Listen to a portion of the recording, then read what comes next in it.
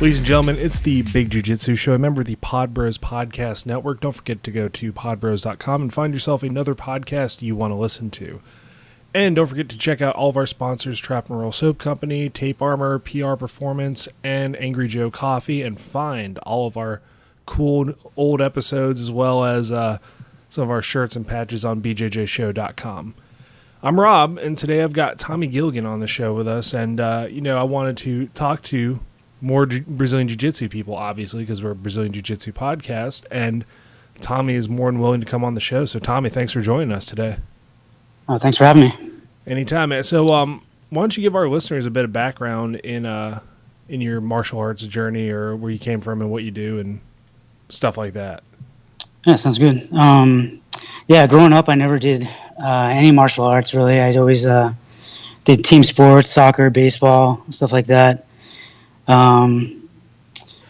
Then once Ultimate Fighter came out, we used to watch it, and a gym, ATT gym opened up right next to a place I used to go to lunch every day, and walked in one day and was interested. I think Seth Petrozelli was the owner, and my instructor, Paul Rodriguez, and I just was, interested right away. I started doing like a kick punch fitness class at first. I was pretty nervous to start doing it. I'd watch the jiu-jitsu class going on at the same time, and finally, like a month later, I decided to do jiu-jitsu and never stopped. That was about 10 years ago. So, and that's basically, I started doing jiu-jitsu and sub-grappling, and then I add in Muay Thai every once in a while when I have extra free time. Nice, and you're definitely you're at one of the probably best academies in the States, at least, to do all that as well.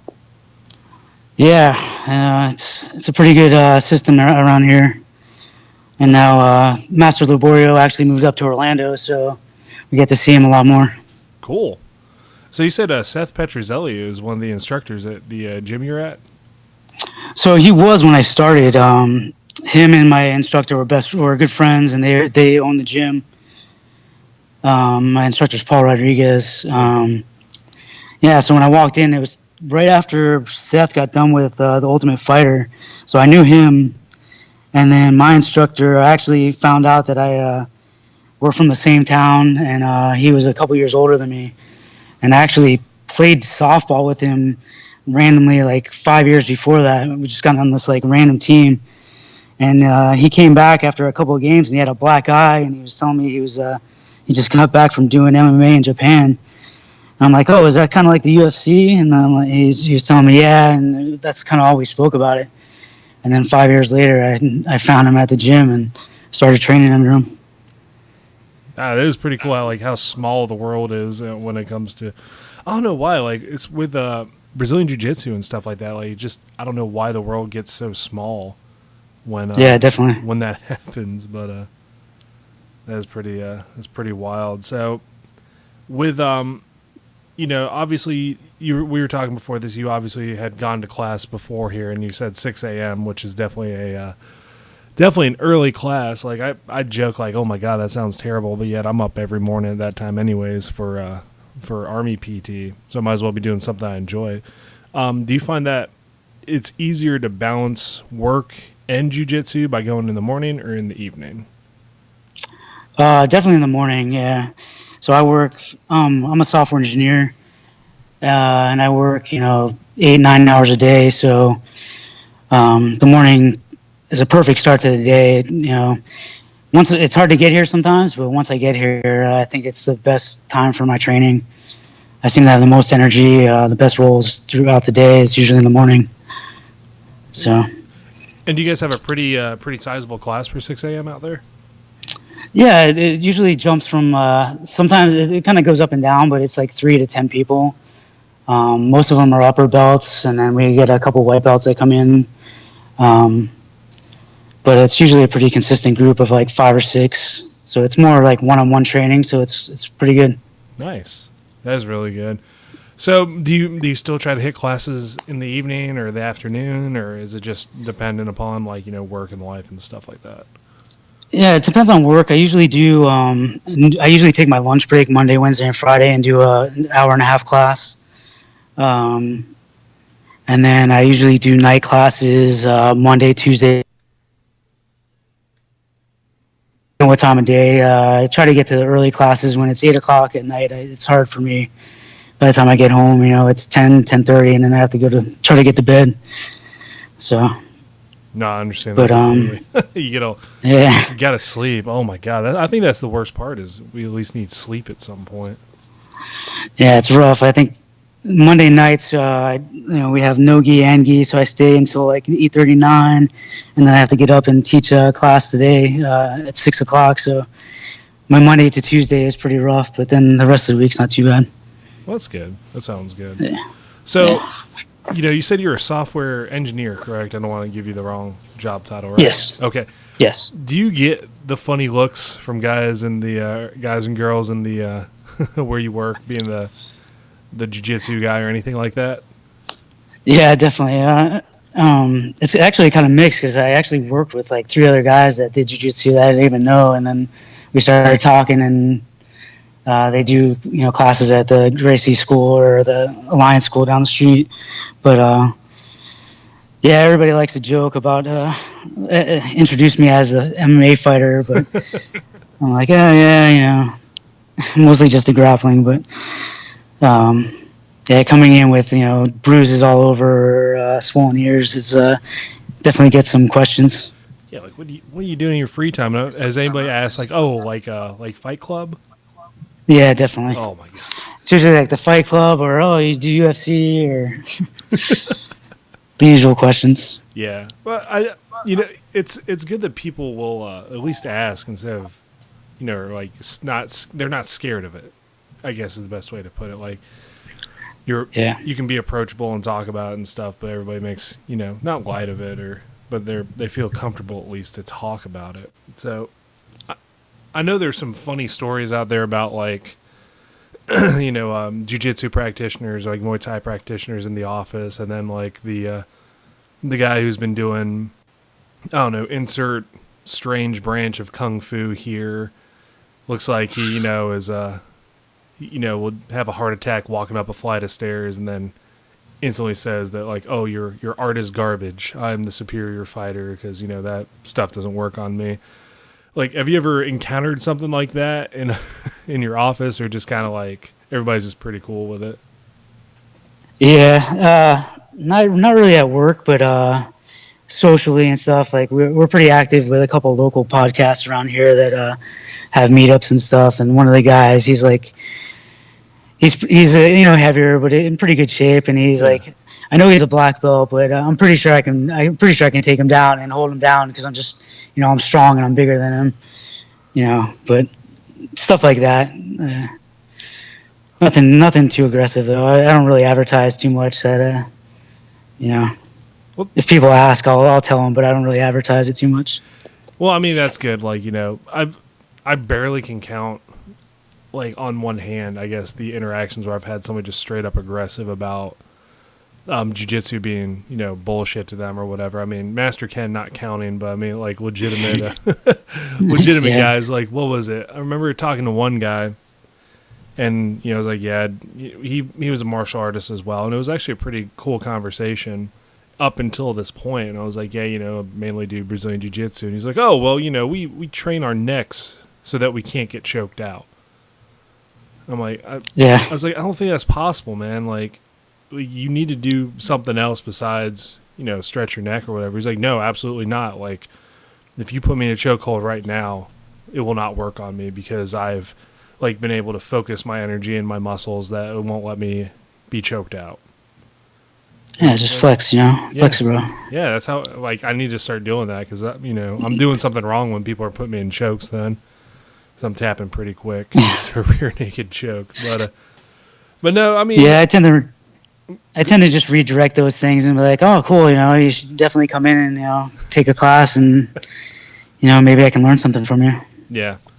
I'm, like I tell people, I'm too lazy to fight people outside of, like, a competition. Like, that means I have to stand up and do something. Like, come on, man. Let me just train and let Wouldn't be lazy. That's my favorite thing to do.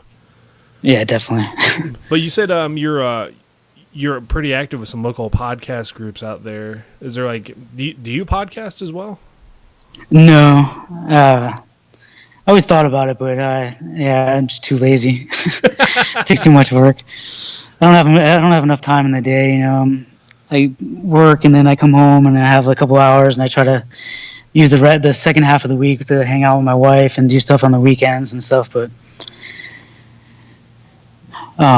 most of the podcasts around here we're just like become really good friends. Orlando has a pretty good local podcast scene, so it's a lot of comedy podcasts and a couple local beer podcasts and stuff like that. That's really cool. After this, what are some of your favorites? Because I need more podcasts to listen to myself.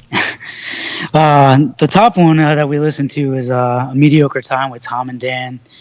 They're a local comedian show. They're two guys that started on the radio, and they did talk radio for, I don't know, 20 years around here.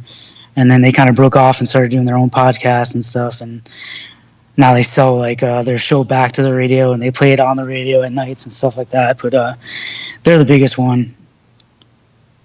Nice. I'll definitely check those guys out then. So more with training and whatnot. So do you enjoy or do you compete a lot? Is competition kind of on your radar, or are you a guy that likes to just train? Yeah, it kind of goes in waves, I started competing when I had white and blue belt a little bit.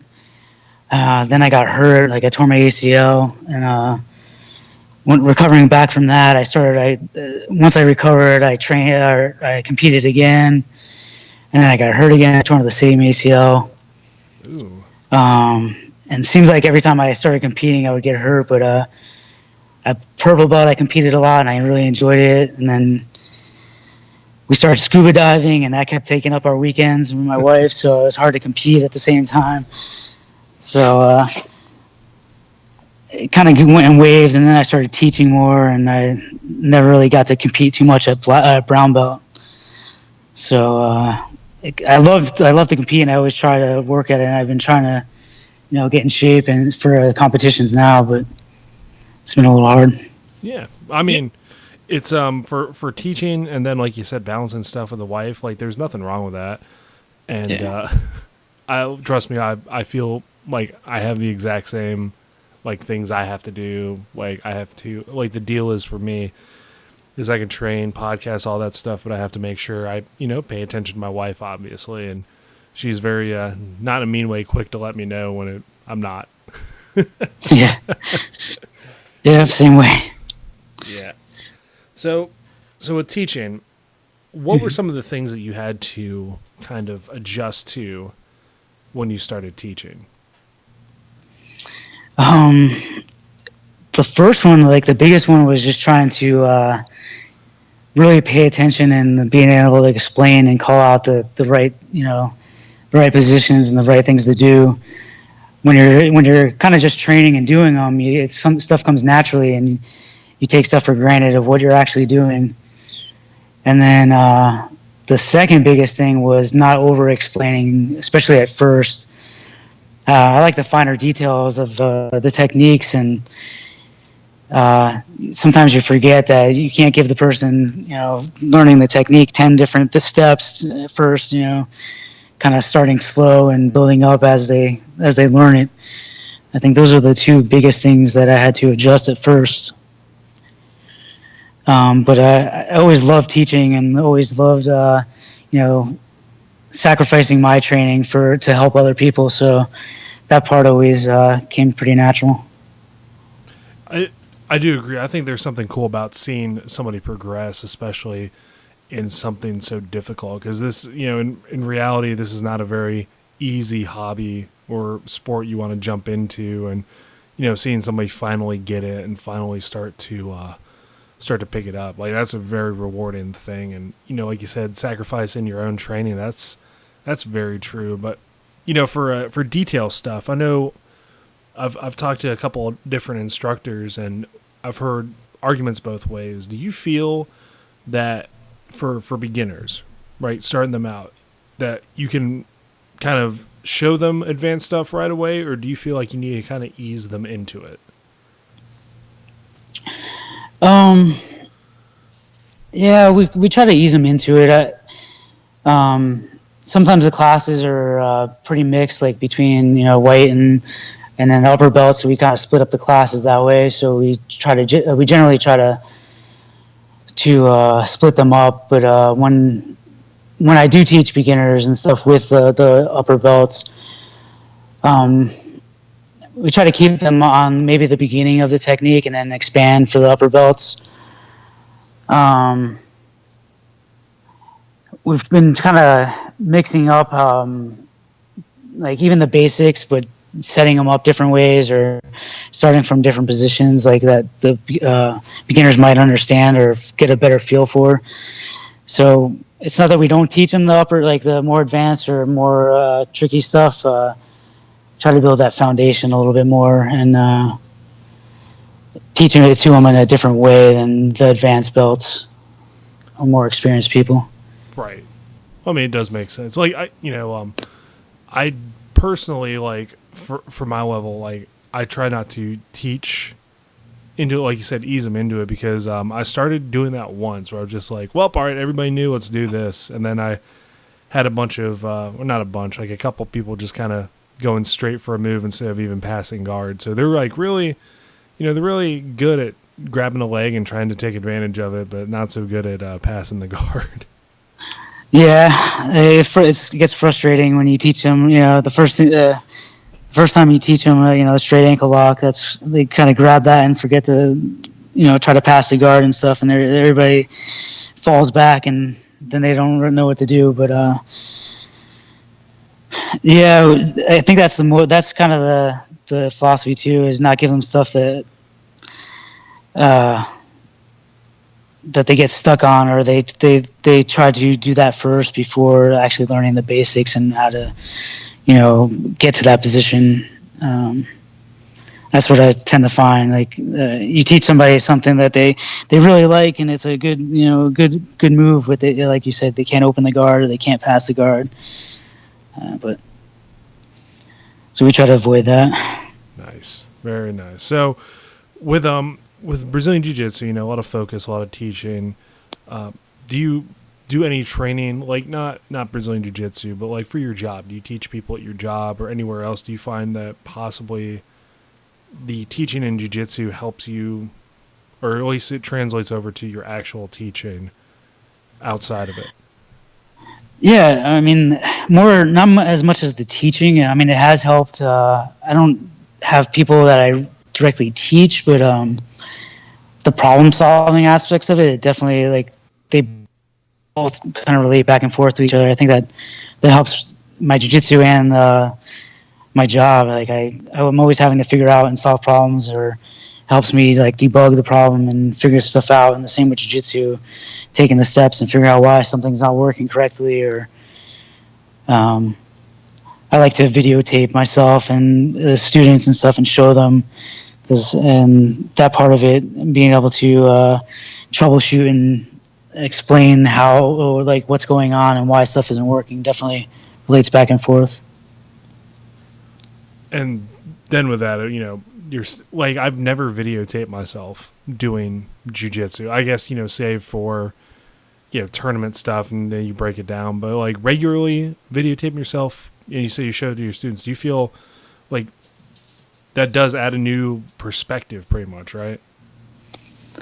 For me, definitely. I definitely, I'm a visual learner, so it's amazing. Sometimes you'll be doing a technique, you think you're doing it perfectly, and you videotape and you watch yourself, and how your body isn't in the position and you're not moving the way you think you are, and you see things you're doing wrong where you like in your mind it's exactly the way it's supposed to be. So I'm a visual learner that way, so it definitely helps me, and I tend to see it help the students as well. So that's something I've been doing since like my purple belt. I'll just set up a camera in the corner of class and just let it run and try to get myself and the instructor in the middle of the frame and just watch it back and stuff. So I've been doing that for a while. Nice. Yeah, I'll definitely. I think that's all I need to jump on then, because for me, I'm out here kind of by myself. We got Mike Villada, who's our black belt, and he is very hands on with teaching as well. So, but I guess maybe for improvement, when I don't have anybody else here at the moment, like I definitely need to. I might start doing that. I think it's a really cool idea. Yeah, I was just talking to one of our brown belts. He came up to me. He's like, "Man, can we videotape this after class so I can look back and see what's going on?" Because after class I take notes, I write everything down perfectly, and then I go back and read it, and I have no idea what's going on. So he already said we did that last night, and he messaged me this morning, and he's like, "Man, this helped a lot already. I could already see what's going on. This is going to help my training a lot." So. Especially later on in purple belt, brown belt, and stuff. I think that's a big help. Agreed. I think so. Like, if that's like hearing it out, I'm like, yeah, why don't I do that more? So no, that's really especially good. Now with video cameras on your phones. You can film the technique 15 seconds and you're done. And it's not you don't have to set up a camera and do everything anymore. It's just like so quick. Yeah, no, that's something I was thinking about. We were actually talking about today. Some of my soldiers and I, we were laughing about our old phones and like had the cool flip phone where you could see who was calling or the number that was calling your phone on the outside. Then you open it up and you're like, oh, cool, that's so cool. But no camera. Now it's your base model like phone you get from I don't know, like Sprint. They're like, we'll give you money to take this phone. Like, yeah, it has a camera and it can record like 3 hours of stuff. Yeah. It's kind of amazing, but yeah, the time of YouTube, Brazilian Jiu-Jitsu and stuff like that, that's like I'm really fortunate I jumped in like at this point, and I think that's kind of something else that's helped a lot of people as well. Yeah, definitely. So, do you do any camps? Do you travel to any Brazilian Jiu-Jitsu camps? Yeah, I try to do seminars whenever I can. One, just for the experience and stuff, and to meet other people. And anytime I travel for work, I'd always go into other schools and train. But a couple of years ago, I started going up to the Origin camp up in Maine. And since then, that's my yearly vacation on my birthday. And I've been going up there the last couple of years for a full week. And before that, for the 4-day camps that they had. And last week in August, and I'm going to be there and plan everything around that. Nice. That's a hell of a birthday present. I like it. Yeah. So I know we talked to the Origin guys about the camp on we talked to John about it, and it was on one of our episodes, but I kind of want to hear a view from somebody who just attends it. So like what is it like? Like what do you get to do?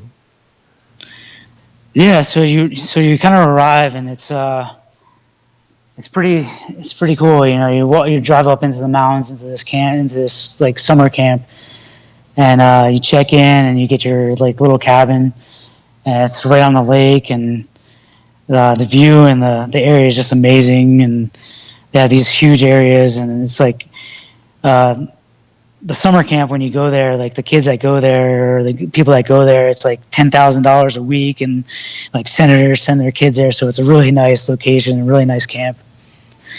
And the days basically play out like you wake up, you eat, you have like an hour break, you have like a small or you have a training session, and it's like an hour and a half to 2 hours each, and you basically repeat that 3 times a day. And that's how it is pretty much the whole week. A lot of times, like 2 days in, they'll give you the afternoon off, and you're sitting by the lake, paddleboard. They have canoes. They have a zip line. You just relax, swim, and stuff. But for the most part, it's basically 3 seminars a day, and you just eat and rest in between, and hang out in between. And you guys, it sounded too like they had a pretty good lineup of people instructing there as well. Yeah, so they always have the base instructors. Deco Almeida, he's like a 5-stripe black belt under Laborio, and then Alexi Cruz, who is he's a 5 or 6 stripe black belt under De La Hiva. He's his first like white to black belt student ever. So those guys are always there, and then they have a lot of guys coming in from around the country, and a couple of times they had some of their sponsored athletes like James Popolo, and I know early on they had like a Mackenzie Dern go up there, and Megaton and stuff like that. So kind of changes every year, but the main core instruction is always pretty steady and pretty good. And you have Pete Roberts, the owner of Origin, black belt and stuff there. He's always there too.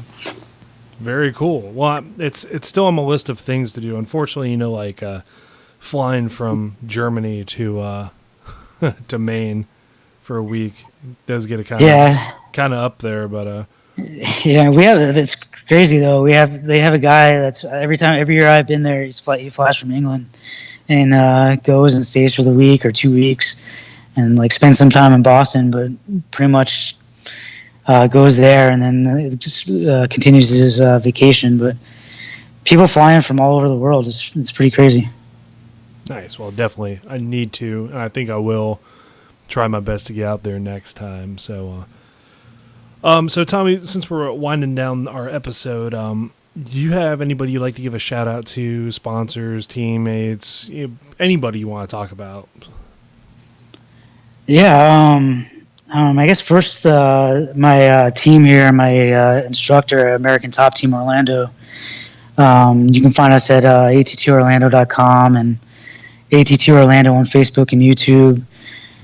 We try to put out, content pretty regularly, videos, instructionals, and tip videos on jiu-jitsu, Muay Thai, sub-grappling, MMA. We have a pretty good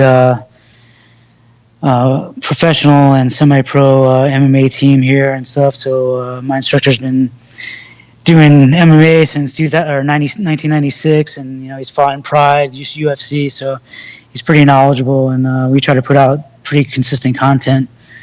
So if you guys want to follow us there, it'd be great. Let us know that you heard us, and you give us any comments and feedback. It'd be awesome. And then the guys at Origin, they're kind of like a second family to me, and they're instructors and people I look up to. Anytime I have a question outside of my instructor, I look to them first. And then James Hoffman at Trap and Roll Soap Company. That guy's amazing. I met him at camp last year, bought some of his products, and now we supply it here, and I use it every day. That soap's amazing, and he's an awesome guy. And finally, the Four Horsemen and Samurai Jack, group of guys I met at Origin Camp, and now we're lifelong friends. We're at different corners of the country, Arizona, Boston, and Florida and stuff, and we fly to support each other, and we meet up at camp every year, and now we talk almost every day, and we're like lifelong friends. It's amazing the people you meet in this community and stuff, and that's about it. Thank you for inviting me to come on. Oh, absolutely. I was going to say, yeah, I got to, James always gets the shout out since he supplies the podcast with, soap, so we don't get staff and stuff like that. So we love him for that too. But no, you're right. Jiu-jitsu, it's definitely crazy how the friendships form and how far away you are, and it doesn't really matter. You still meet up and hang out. Yeah, definitely. Word. Well, Tommy, thanks again, man. I really do appreciate you coming on the show and spending a little bit of time with us to talk about Brazilian Jiu-Jitsu. Awesome. Thank you, and anytime. Awesome. So, ladies and gentlemen, this has been another episode of the Big Jiu-Jitsu Podcast. We are a member of the Pod Bros Podcast Network. Don't forget to go to podbros.com and find yourself another podcast you want to listen to. And visit our sponsors, Trap and Roll Soap Company, Tape Armor, PR Performance, and Angry Joe Coffee, and find all of our old episodes, new ones that'll come out, and shirts and patches at bjjshow.com. I'm Rob, and I'll catch you guys next time.